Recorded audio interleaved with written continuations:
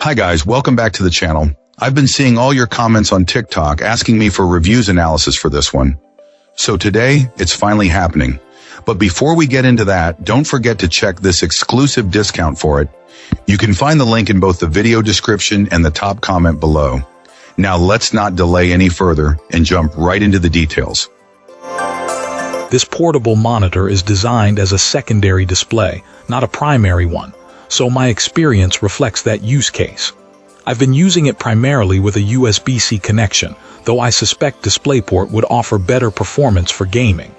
Right out of the box, there were a few quirks. The biggest initial annoyance was the brightness setting. It always defaulted to the lowest setting, brightness level 1, every time I unplugged it, regardless of my previous adjustments. This was incredibly frustrating, initially making me think there was a power delivery issue. It turned out the brightness could be manually adjusted, but the automatic default was clearly a design flaw. However, the manufacturer quickly addressed this with a firmware update, setting the default to a more reasonable level and adding brightness-saving functionality. Another persistent issue was the power delivery.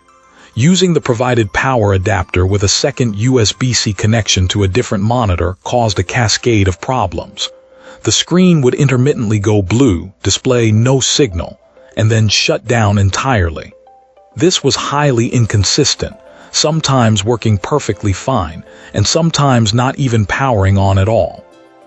Using a different USB-C cable for power delivery also resulted in unpredictable behavior, with the display sometimes losing signal inexplicably. Interestingly, a more powerful power adapter they later sent resolved a significant portion of these power issues. The new 45W adapter let me run the monitor at maximum brightness without it cutting out, which was great. The physical design has its pros and cons. While other similar monitors claim to be thinner, the port section on this one is comparable in thickness, so they're not truly much thinner overall. The overall design prioritizes durability for frequent transport, making it a bit bulkier, which is a trade-off some may prefer.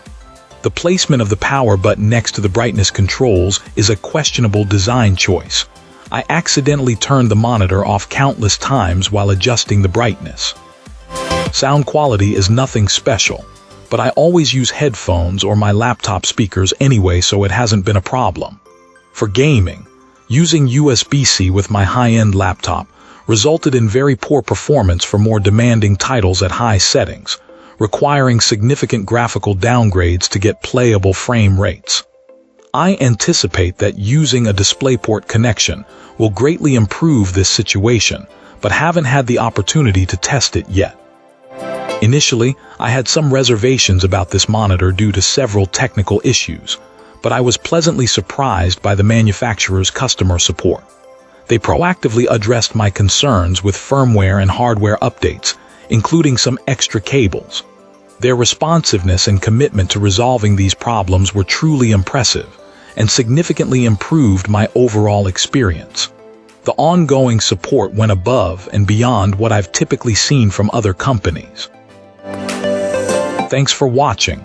If you enjoyed this, hit like, subscribe, and let me know what you think in the comments. Catch you in the next one.